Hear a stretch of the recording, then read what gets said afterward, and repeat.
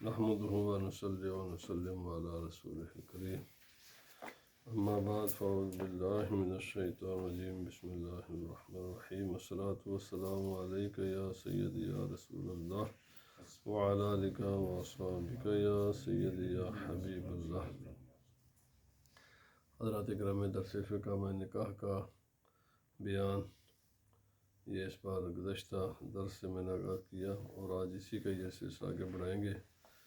رسول خدا صلی اللہ علیہ وسلم نے فرمایا کہ جو میرے طریقے کو محبوب رکھے وہ میری سنت پر چلے، اور میری سنت سے نکاح ہے۔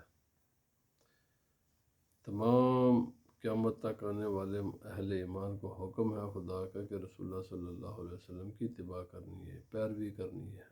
آپ کے طریقے، آپ کا اسوہ حسن، آپ کا جو زندگی ہے وہ نمونہ حیات ہے، اور یہ بہترین ہے۔ اس سے کامل، اکمل، خوبصورت کوئی بھی چیز نہیں ہے۔ سب سے خوبصورت چیز اور سب سے بہترین دولت انسان کے لیے نبی پاک صلی اللہ علیہ وسلم کی سنتوں پر عمل کرنا ہے۔ تو نبی پاک صلی اللہ علیہ وسلم کی سنتوں ہی میں سے ایک سنت یہ بھی ہے کہ انسان نکاح کرے۔ مسلم شریف، نسائی شریف میں حضرت عبداللہ بن عمر رضی اللہ تعالیٰ عنہما سے روایت ہے کہ رسول اللہ صلی اللہ علیہ وسلم نے فرمایا کہ دنیا یہ ایک متاع ہے، اور دنیا کی بہترین متاع نیک عورت ہے۔ یعنی انسان میں یہ کل یا درس حدیث میں اس حدیث پر بار بات کر چکا ہوں، دنیا میں انسان اکیلا ہی آتا ہے اور اکیلا ہی جاتا ہے۔ باقی جتنا بھی معاملات ہیں، جو چیز سے بھی نفع اٹھاتا ہے وہ ٹمپریری ہوتا ہے۔ کوئی بھی چیز انسان کے لیے پرماننٹ نہیں ہے۔ تو انہی میں سے ایک یہ بھی ہے، یہ بھی جو رشتے ہیں یہ بھی دائمی نہیں ہوتے۔ یعنی ایک وقت آتا ہے یا مرد مر جاتا تو بیچاری عورت بیوہ رہ جاتی ہے، اور یا عورت پہلے مر جاتی ہے تو مرد اکیلا رہ جاتا ہے۔ آخر دونوں میں سے کسی ایک نے پہلے جانا ہوتا ہے۔ تو یہ سب دنیا کے عارضی رشتے اور عارضی ساز و سامان ہیں۔ تو ان ساز و سامان میں سے ان میں سے بہترین جو چیز ہے وہ رشتہ نکاح ہے۔ اگرچہ انسان ذہن میں رکھے کہ دائمی یہ بھی نہیں ہے، کوئی بھی چیز دائمی نہیں ہے، کوئی بھی چیز دائمی نہیں ہے۔ یہ بس میں نے عرض کر دیا، جب آپ جس بھی چیز کو ہاتھ رکھو گے وہ دائمی نہیں ہے، اس کو آخر چھوڑنا ہے، یا یہ چیزیں ہمیں چھوڑ جاتی ہیں یا ہم ان کو چھوڑ جائیں گے۔ حضرت ابو امامہ رضی اللہ تعالیٰ عنہ سے روایت ہے کہ رسول اللہ صلی اللہ علیہ وسلم نے فرمایا انسان کے لیے سب سے بڑی دولت، جس سے آگے کوئی دولت نہیں ہے، وہ تقویٰ ہے، ایمان ہے، اللہ کا خوف ہے، اعمال صالحہ ہے۔ اس سے بڑی دولت کوئی چیز نہیں ہے کائنات میں۔ اللہ کی فرما برداری، تقویٰ، نیکی، اور اس کے بعد اگر کوئی دنیا کی سب سے بہترین چیز ہے نا، تقویٰ کے بعد وہ نیک عورت ہے۔ اب نیک عورت کی علامات کیا ہیں، نشانیاں کیا ہیں؟ فرمایا وہ یہ ہیں کہ وہ مرد کی، خاوند کی فرما بردار ہوتی ہے، اور اگر مرد جب اسے دیکھے تو وہ اس کو خوش کر دیتی ہے۔ یعنی وہ اس کا جو چہرے پر سمائلی ہوتی ہے، ہر وقت گھور ڈال کر اور غصے کی حالت میں نہیں رہتی۔ اور دوسرا فرمایا کہ اگر مرد کسی بات پر اصرار کرے، قسم کرے، وہ اس کو پورا کرتی ہے۔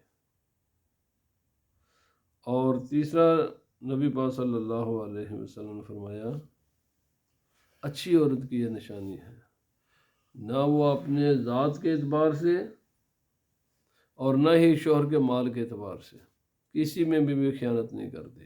یعنی وہ صرف اپنے شوہر ہی کی وفادار بن کر رہتی ہے، کسی دوسرے مرد کی طرف نظر اٹھا کر بھی نہیں دیکھتی، اور شوہر چاہے حاضر ہو یا غائب، گھر پر موجود ہے یا نہیں ہے، اس کے مال کی حفاظت کرتی ہے، سلیقے کے ساتھ، دانش مندی کے ساتھ استعمال بھی کرتی ہے اور اس کی حفاظت بھی کرتی ہے۔ اسی طرح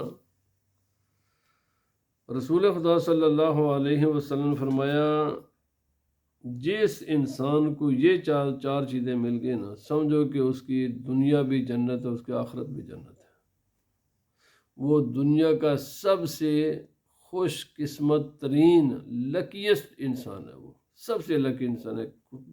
بس اس کے سمجھے کہ اس کے لیے سب کچھ ہے، اس کے سوا نہ دنیا ہے نہ آخرت ہے، دونوں ہی یہی چیزیں ہیں۔ فرمایا پہلا چیز ہے اللہ تعالیٰ بندے کو ایسا دل عطا فرمائے کہ جو اللہ کی نعمتوں کو پہچانے اور اس پر خدا کا شکر ادا کرے۔ ایسا دل نہ ہو کہ صبح سے لے کر شام تک اور شام سے لے کر صبح تک اللہ کی نعمتیں استعمال بھی کرے، لیکن اس کو سوچے بھی نہ کہ مجھ پر اللہ کی کتنی نعمت ہے۔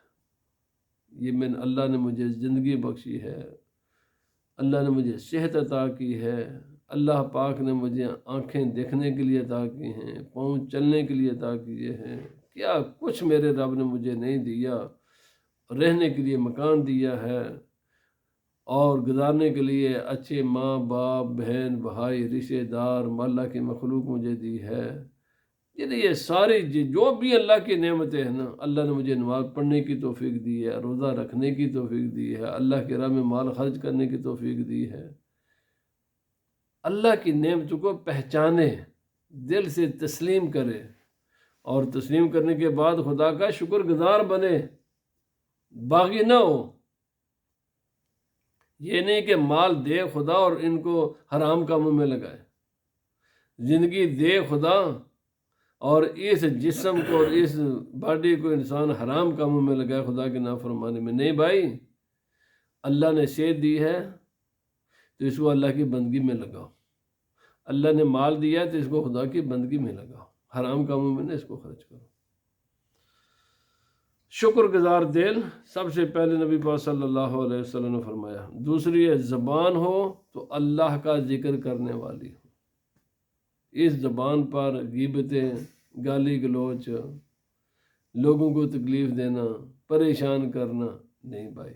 وہ بہت ہی بدبخت انسان ہے جو اپنی زبان کو اللہ کے ذکر میں استعمال نہیں کرتا۔ بہت بدبخت انسان ہے جو اس زبان کو استعمال کرتا ہے تو کسی کی غیبت کے لیے، جھوٹ بولنے کے لیے، لوگوں کو تکلیف دینے کے لیے، گالم گلوچی کے لیے۔ یہ بہت ہی بدبخت انسان ہے وہ جو اپنی زبان کو، فرمایا وہ ہے انسان، خوش نصیب انسان وہ ہے کہ جس کو خدا نے زبان تو بولنے کی قوت اس میں عطا کی ہے، مگر وہ اس زبان سے زیادہ اللہ کا ذکر کرتا ہے، بالکل بقدر ضرورت اس زبان کو دنیا کے لیے استعمال کرتا ہے، جتنی اس کی ضرورت ہوتی ہے اس سے زائد یہ اپنی زبان کو دنیا کے لیے استعمال کرتا۔ اپنے زبان کو استعمال کرے اللہ کے ذکر کے لیے، قرآن حکیم کی تلاوت کرے، کلمہ شریف پڑھے، درود و اسلام پڑھے، کسی کو سیدھی راہ دکھائے، تبلیغ دین کرے، اچھے اچھے کام کرے۔ اور فرمایا بدن جسم ہے تو اگر اس پر کوئی بیماری آ گئی ہے، اس کو کوئی تکلیف پہنچ گئی ہے تو صبر کرے، بے صبرا نہ بن جائے۔ جسم ہو صبر کرنے والا، دل ہو شکر کرنے والا، زبان ہو اللہ کا ذکر کرنے والے، اور بدن ہو صبر کرنے والا۔ اور ایسی عورت جو اپنے نفس کی بھی حفاظت کرے، اپنے آپ کی بھی حفاظت کرے، اور اپنے شوہر کے مال کی بھی حفاظت کرے، ایسی نیک خاتون جس انسان کو مل جائے اس انسان کو دنیا کی ہر نعمت مل گئی ہے اور آخرت کی ہر نعمت ملی ہے۔ جو اللہ اور اس کے رسول نے جن چیزوں کو نعمت آج تو ہماری ادھر توجہ نہیں ہے، اور جس طرح جن کاموں کی طرف ہماری توجہ ہے ان کی کوئی حقیقت نہیں ہے۔ جن کاموں میں ہم پوری زندگی لگاتے ہیں نا ان کی کوئی حقیقت نہیں ہے، اور جن چیزوں کی حقیقت ہے ادھر ہماری توجہ نہیں ہے۔ بہرحال آگے حدیث پاک ہے،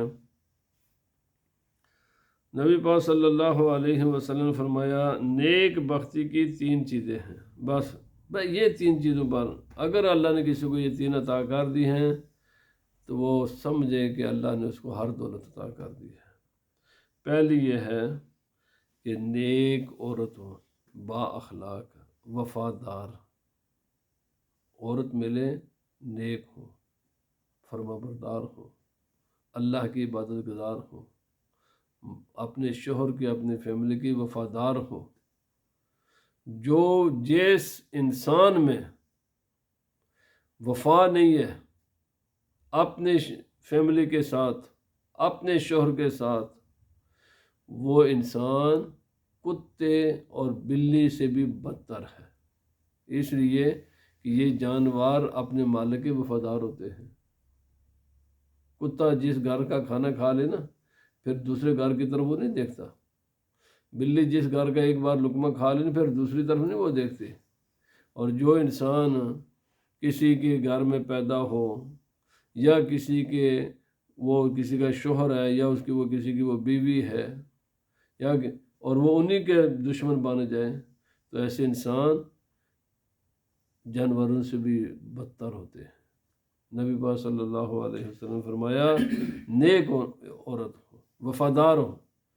جب آپ نے ایک کے ساتھ نکاح کے رشتے میں بندھ گئے تو پر وہ اس فیملی کے، ان کے رشتہ داروں کے وفادار بن جاؤ۔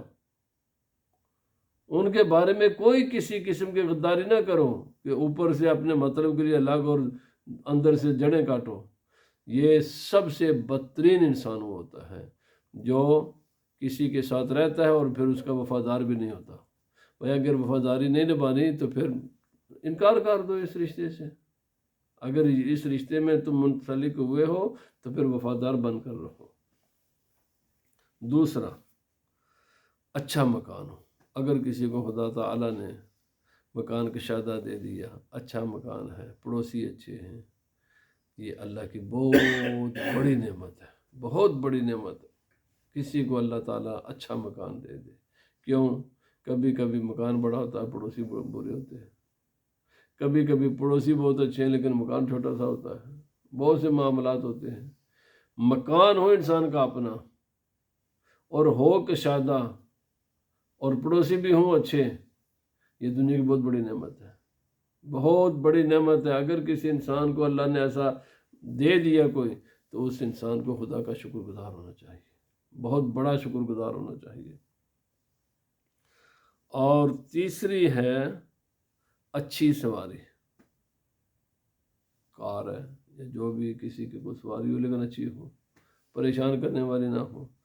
اللہ کی نعمت ہے، اچھی سواری اللہ کی نعمت ہے، اچھی بیوی اللہ کی نعمت ہے، اچھا مکان اللہ کی نعمت ہے، اچھا پڑوسی اللہ کی نعمت ہے، اچھے سنگی ساتھی اللہ کی نعمتیں ہیں۔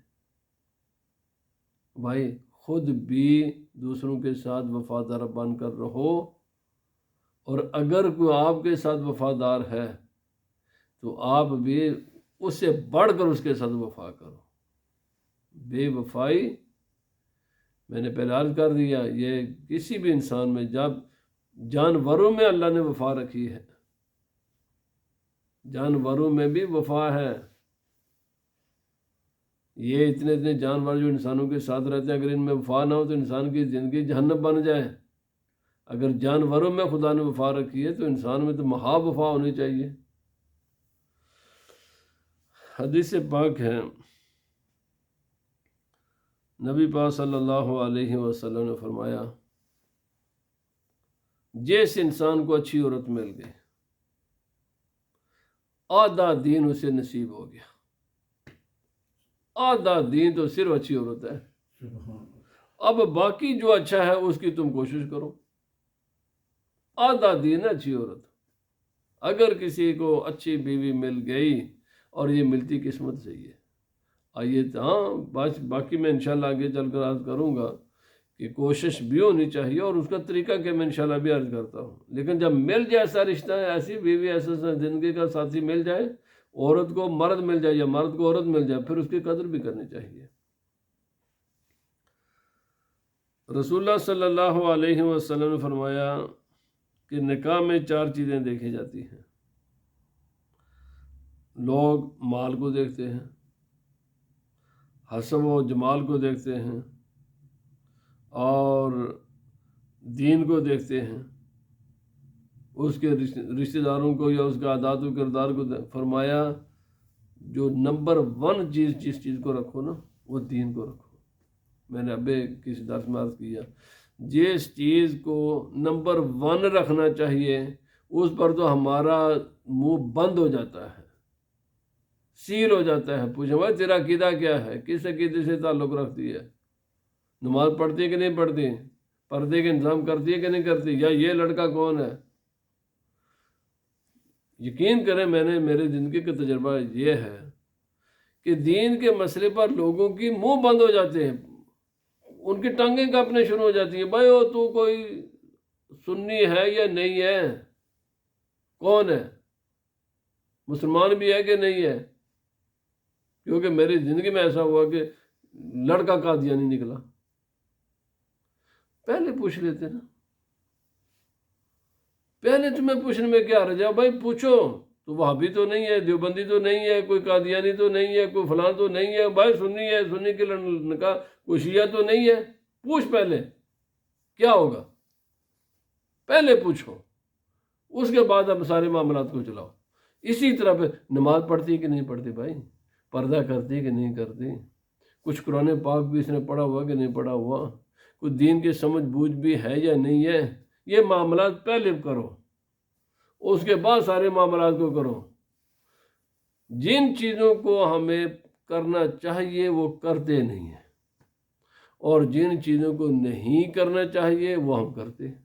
اب ان کا نتیجہ کیا ہے، میں اب انشاءاللہ آگے حدیث عرض کروں گا۔ نبی صلی اللہ علیہ وسلم نے فرمایا ترجیح دین کو دو۔ نبی پاک صلی اللہ علیہ وسلم نے فرمایا کہ ایک آدمی آیا، نبی صلی اللہ علیہ وسلم نے فرمایا جب انسان ارادہ سے ہی کرے نا پھر اللہ بھی مدد کرتا ہے۔ پہلے ارادہ کرنا انسان کا کام ہے۔ انسان ارادہ کرے اللہ کی راہ میں نے سٹرگل کرنی ہے، محنت کرنی ہے، جہاد کرنا ہے، کوشش کرنی ہے، میں نے اللہ کے دین کے لیے کام کرنا ہے، فرمایا اللہ اس کی مدد کرتا ہے۔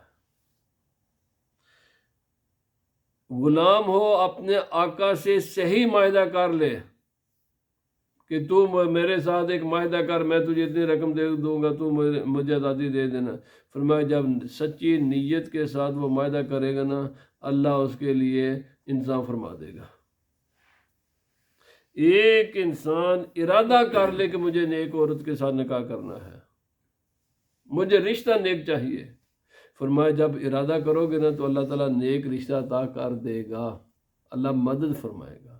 اوپر اللہ کی مدد آتی تب ہے جب انسان پہلے نیت کرتا ہے۔ یہ نہیں ہے پہلے نیت کرو دونوں جانب سے۔ لڑکی والوں کو اگر کوئی اچھا لڑکا چاہیے نیت کریں پہلے ہمیں اچھا لڑکا چاہیے، اور لڑکے والوں کو اگر اچھی لڑکی چاہیے پہلے نیت کریں ہمیں اچھی لڑکی کی تلاش ہے۔ دوسری بات، نبی پاک صلی اللہ علیہ وسلم کے پاس ایک آدمی آیا، عرض کیا ایک رشتہ ہے ایک عورت کا، عورت بڑی عزت والی ہے، بڑے منصب والی ہے، فلاں فلاں فلاں، اس کی بڑی خوبیاں بیان کی، تو لیکن ایک اس میں پرابلم ہے کہ اس کے ہاں بچہ پیدا نہیں ہو سکتا۔ آج کل ڈاکٹر بتا دیتے ہیں، اس زمانے میں بتا دیتے ہوں گے بچہ نہیں، اس میں بچے پیدا کرنے کی صلاحیت نہیں ہے، نبی صلی اللہ علیہ وسلم نے کہا نہ کرو۔ پھر وہ کچھ عرصے کے بعد آیا، کہنے لگا بڑی خوبصورت ہے، بڑا پیسہ ہے اس کے پاس، بڑے عالی خاندان سے ہے، کسی بڑے عہدے پر ہے، ساری خوبیاں اس میں ہیں، لیکن اس میں ایک خامی ہے کہ اس میں بچہ پیدا کرنے کی صلاحیت نہیں ہے۔ نبی پاک صلی اللہ علیہ وسلم نے فرمایا نہ۔ پھر تیسری مرتبہ آیا، پھر اس نے یہی عرض کیا، نبی پاک صلی اللہ علیہ وسلم نے فرمایا نکاح کرتے وقت ان چیزوں کو ذہن میں نہ لاؤ، اس کے دولت ہے، اس کے پاس مال ہے، اس کے پاس حسن ہے، وہ بڑا خاندان والی ہے، بڑے عہدے والی ہے، بڑی اونچی جاب کرتی ہے، فرمایا دو کام دیکھو، محبت کرنے والی ہے محبت کرنے والی ہو، اور ایسی عورت جس میں بچہ پیدا کرنے کی صلاحیت ہو۔ اگر محبت نہیں کرنے والی اور بچہ پیدا کرنے کی اس میں صلاحیت نہیں ہے تو بھائی فرمایا نکاح نہ کرو ایسے۔ ویسے تو اس کے بعد میں بات تو ایسے ہوتا ہے نا کہ خدائی اللہ جانتا ہے، لیکن اگر پہلے پتہ چل جائے کوئی ایسی صورت ہو تو پھر نبی صلی اللہ علیہ وسلم نے فرمایا قیامت کے دن میں اپنی امت کی کثرت پر فخر کروں گا۔ اور یہاں سے یہ بھی پتہ چلا کہ بچوں کی جو نا برتھ کو کنٹرول، یہ اسلام میں جائز نہیں ہے برتھ کنٹرول۔ حضرت ابو بکر صدیق رضی اللہ تعالی عنہ سے روایت آپ نے فرمایا اللہ نے جو تمہیں نکاح کا حکم فرمایا تم اس کی اطاعت کرو۔ اللہ کا حکم ہے نکاح کرو، اللہ کا یہ کوئی حکم نہیں ہے کہ پہلے مال تلاش کرو۔ فرمایا تم نکاح کرو، اللہ تمہیں غنی کر دے گا۔ غنا نکاح کے بعد آتی ہے۔ فرمایا اگر تم فقیر ہوگے تو اللہ تمہیں اپنے فضل سے غنی فرما دے گا۔ اور فرمایا جس انسان نے نکاح کیا، نکاح جب ہو گیا تو شیطان بڑا واویلا مچاتا ہے، وہ روتا چیختا ہے، چلاتا ہے، ہائے یہ کیا ہو گیا، اس بندے نے تو اپنا دین مجھ سے محفوظ کر لیا، یہی تو راستہ ہے جس راستے سے میں اٹیک کرتا ہوں، یہ تو اس نے اپنے میرا، اسی لیے نکاح کو قلعہ قرار دیا گیا ہے۔ نبی پاک صلی اللہ علیہ وسلم نے فرمایا جو استطاعت ہوتے ہوئے بھی نکاح نہ کرے وہ ہم سے نہیں ہے۔ مسلمان ہوا ہے جب اس میں طاقت ہے تو پھر وہ نکاح کرے۔ آخری بات، نبی پاک صلی اللہ علیہ وسلم نے فرمایا جو کسی کی دولت کو سامنے رکھ کر نکاح کرے گا اللہ اس کو فقیر کرے گا۔ جو کسی کی عزت اور خاندانی بڑی جنوں جو ہے بڑے اونچے خاندان کی، فرمایا اللہ اس کو ذلیل کرتا ہے۔ نبی پاک صلی اللہ علیہ وسلم نے فرمایا پہلے ان کا اپوزٹ ہوتا ہے، تم نکاح کرتے وقت نہ کسی کی دولت کو ذہن میں رکھو، نہ کسی کے عہدے مرتبے شرافت کو اور حسن و جمال کو رکھو۔ جو چیزیں فرمایا کیونکہ جب یہ چیزیں خدا کے راستے سے ہٹ کر باقی چیزیں ذہن میں رکھو گے نا تو اللہ تعالیٰ اس کو الٹ فرمائے گا۔ اس لیے رحمت دو عالم صلی اللہ علیہ وسلم نے فرمایا اب سوال یہ ہے کہ کیسے پتہ کریں۔ سوال یہ ہے نا جی ہمیں کیسے پتہ چلے، یہ خصوصاً آج کے زمانے میں تو بہت مشکل ہو گیا کہ لوگوں کے خاندان ٹوٹ گئے، ادھر ادھر لوگ دنیا میں پھیل گئے، اور اپنے جو سابقہ رشتہ دار ہیں ان کے ساتھ یا گاؤں کی جو چھوٹی محدود زندگی تھی وہ ختم ہو گئی، شہروں میں بڑے بڑے شہر بن گئے، پتہ ہی نہیں ہے کوئی انسان کا کیا ہے۔ تو بھائی علماء نے فرمایا بلکہ کتابوں میں بھی آتا ہے اس کا آسان طریقہ ہے۔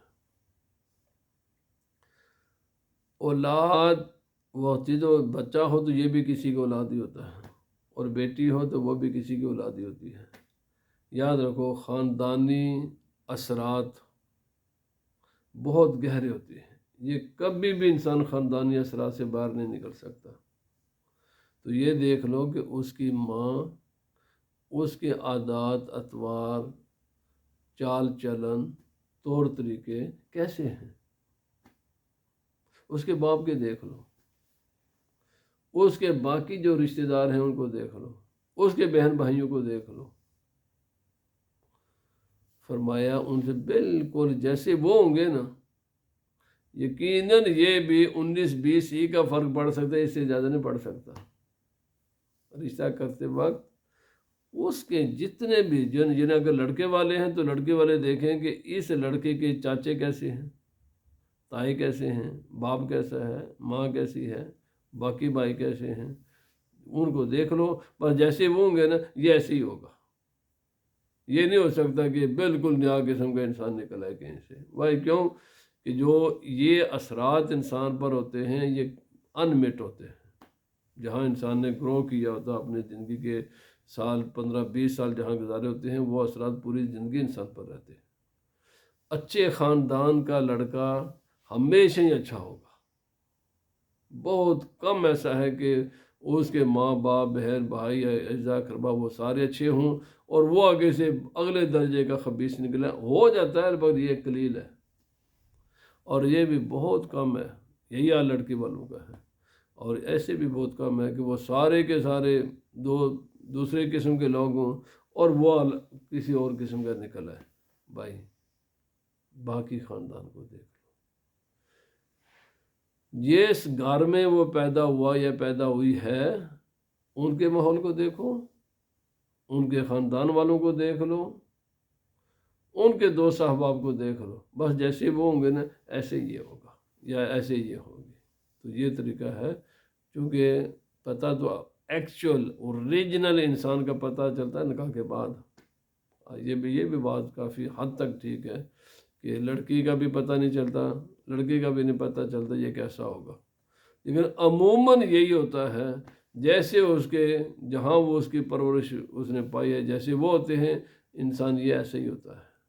تو یہی طریقہ ہے کہ باقی اس کے، اور اسی طرح بھائی یہ بچہ جنے گی نہیں جنے گی، یا کہ اس کی اولاد ہوگی نہیں ہوگی، فرمایا دیکھ لو اس کی آنٹیاں کیسی ہیں، اس کی باقی بہنوں کے ساتھ کیا معاملات ہیں، ان کے ہاں اولاد ہے، اگر ان کے تو انشاءاللہ ان کے بھی ہوں گے۔